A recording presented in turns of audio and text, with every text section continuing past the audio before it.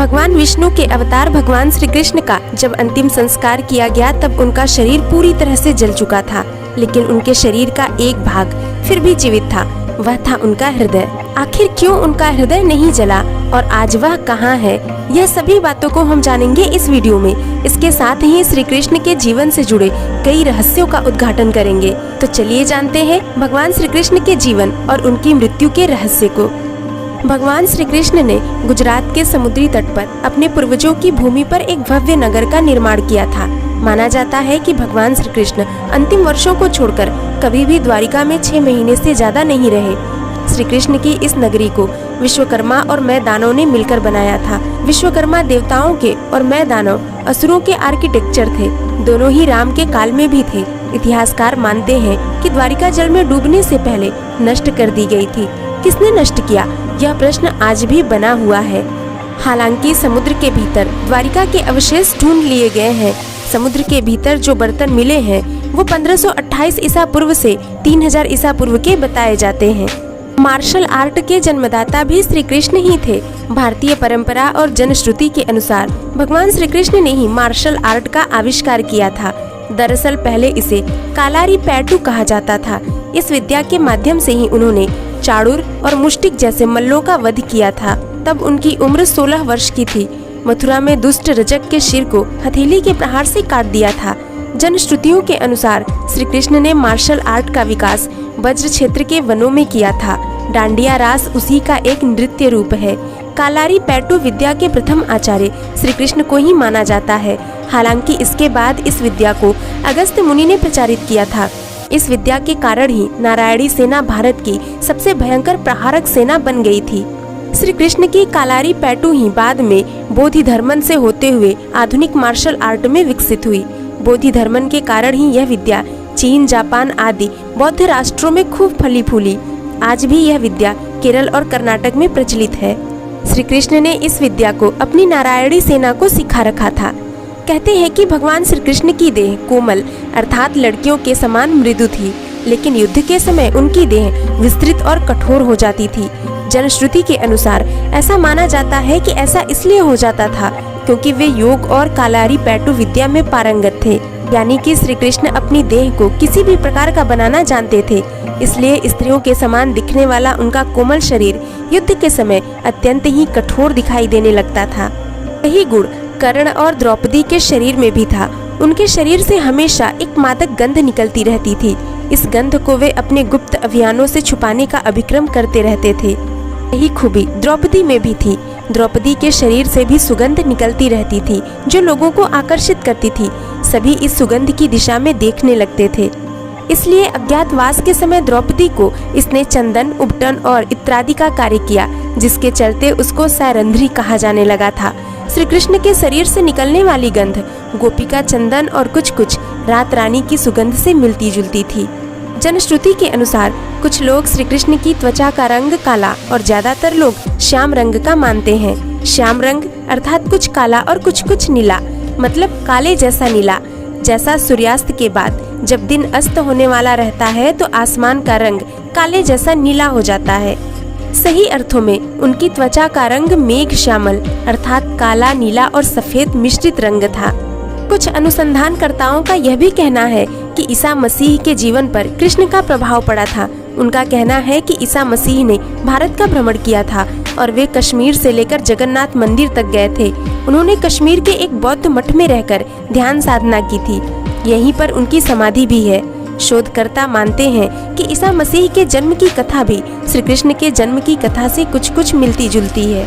Lewis जोकोलियत ने 1869 ईस्वी में अपनी पुस्तक द बाइबल इन इंडिया में लिखा है कि जीसस क्रिस्ट और भगवान श्री कृष्ण एक ही थे।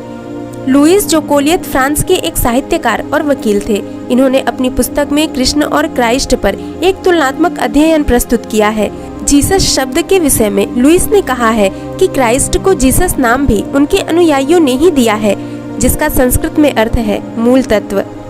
श्री कृष्ण के पास यूँ तो कई प्रकार के दिव्यास्त्र थे, लेकिन सुदर्शन चक्र मिलने के बाद उनकी शक्ति और बढ़ गई थी। शिवाजी सावंत की किताब युगांधर अनुसार श्री कृष्ण को भगवान परशुराम ने सुदर्शन चक्र प्रदान किया था, तो दूसरी ओर वे पाशुपतास्त्र चलाना भी जानते थे।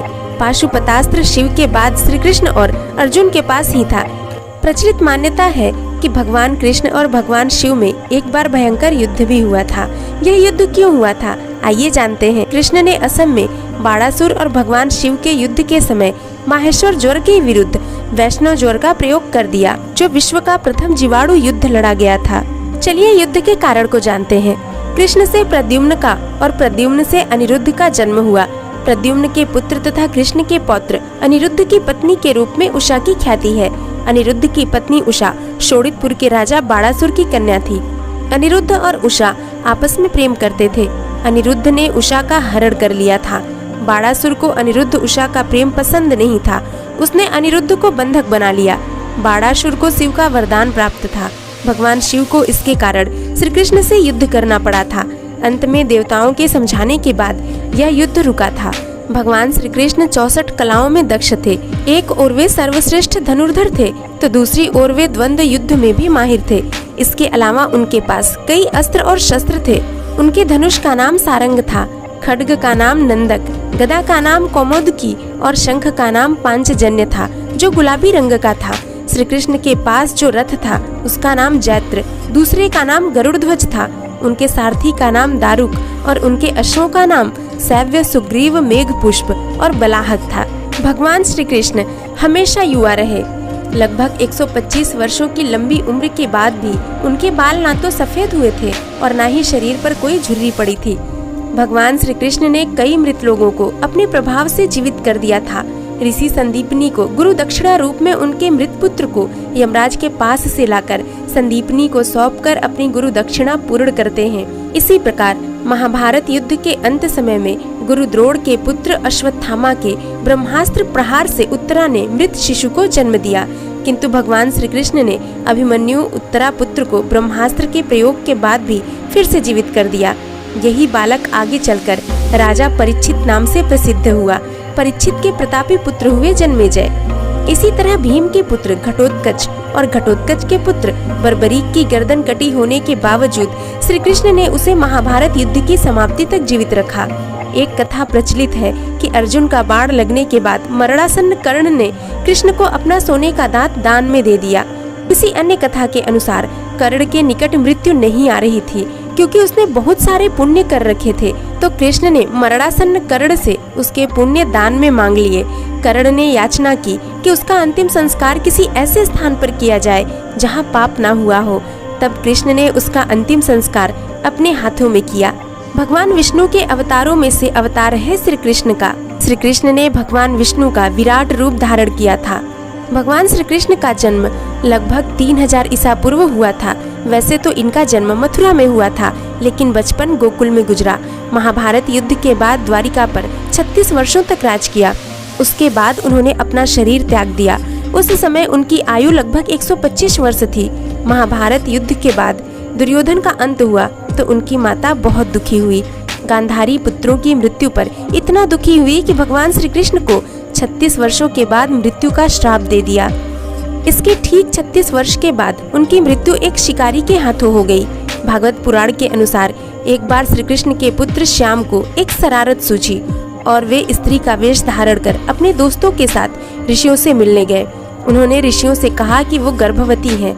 जब उन्होंने ऋषियों को धोखा देना चाहा तो ऋषि क्रोधित हो गए और उन्होंने स्त्री बने श्याम को श्राप दे दिया कि तुम ऐसे लोहे के तीर को जन्म दोगे जो तुम्हारे कुल का नाश करेगा। इस घटना के बाद द्वारिका के लोगों को कई अशुभ घटना के संकेत मिलने लगे। द्वारिका में अपराध और पाप बढ़ने लगे। यह देखकर श्री कृष्ण बहुत दुखी हुए। उन्होंने अपने प्रजा को द्वारिका छोड़कर प्रभास नदी के तट पर रहने के लिए कहा। सभी लोग उनकी बात मानकर प्रभास नदी के तट पर चले गए। वहाँ भी सभी आपसी कलह और प्रतिद्वंदिता के कारण आपस में ही लड़ते लड़ते मर गए। इसके कुछ दिनों बाद ही बलराम ने भी अपना देह त्याग दिया। भागवत पुराण के अनुसार एक दिन भगवान श्री कृष्ण एक पीपल के पेड़ के नीचे आराम कर रहे थे। तभी जरा नामक बहेलिये ने श्री कृष्ण के पैर के चमकते तलवों को हिरण के नेत्र समझकर बाढ़ चला दिया, जिससे भगवान कृष्ण की मृत्यु हो गई। इस तीर में उसी लोहे के तीर का अंश था जो श्याम के पेट से निकला था और वहाँ साक्षात भगवान विष्णु विराजमान थे। कहा जाता है कि उनकी शक्ति अलौकिक है, लेकिन शरीर को तो त्यागना ही पड़ता है। जब भगवान श्री कृष्ण की लीला समाप्त हो गई तो वह अपने शरीर को छोड़कर स्वर्ग चले गए। तब पांडवों ने उनका शरीर जला दिया, लेकिन उनका हृदय जल ही नहीं रहा था। तब पांडवों ने उनका हृदय नदी में प्रवाहित कर दिया, जो बहते हुए राजा इंद्रियम को मिल गया। उनकी आस्था भगवान जगन्नाथ में थी। उन्होंने उस हृदय को भगवान जगन्नाथ की मूर्ति में स्थापित कर दिया। पौराणिक मान्यताओं के अनुसार प्रभु ने त्रेता युग में राम के रूप में अवतार लेकर बाली को छुपकर तीर मारा था। कृष्णावतार के समय भगवान ने उसी बाली को जरा नामक बहेलिया बनाया और अपने लिए वैसी ही मृत्यु चुनी जैसी बाली को दी थी। जब श्री कृष्ण और बलराम के स्वधाम गमन की सूचना इनके प्रियजनों तक पहुंची, तब उन्होंने भी इस दुख से प्राण त्याग दिए। देवकी, रोहिणी, वासुदेव, बलराम जी की पत्नियां, श्री कृष्ण की पटरानियां आदि सभी ने शरीर त्याग दिया। इसके बाद अर्जुन ने यदुवंश के निमित्त पिंडदान, श्राद्ध आदि संस्कार किए। महाभारत और पुराणों के अनुसार इन संस्कारों के बाद यदुवंश के बचे हुए लोगों को लेकर अर्जुन इंद्रप्रस्थ लौट आए। इसके बाद श्री कृष्ण के निवास स्थान को छोड़कर शेष द्वारिका समुद्र में डूब गई। श्री कृष्ण के स्वधाम लौटने की सूचना पाकर सभी पांडवों ने भी हिमालय की ओर यात्रा प्रारंभ कर दी थी। इसी यात्रा में ही एक एक करके पांडव भी शरीर का त्याग करते गए। अंत में युधिष्ठिर सशरीर स्वर्ग पहुँचे थे। भगवान श्री कृष्ण तो स्वयं परमेश्वर हैं। उनका शरीर 5 तत्वों से नहीं बना, वह प्रकृति से परे थे। भगवान ने तो केवल गांधारी के श्राप का मान रखने के लिए ही साधारण से बहेलिये के द्वारा अपनी मृत्यु का प्रक्रम रचा था। दोस्तों, आपके लिए आज का सवाल, भगवान कृष्ण के शंख का नाम क्या था? अपने जवाब कमेंट बॉक्स के जरिए जरूर बताएं और अपने सुझाव भी हमें जरूर दें। साथ ही वीडियो को लाइक करें, शेयर करें और चैनल को सब्सक्राइब करें।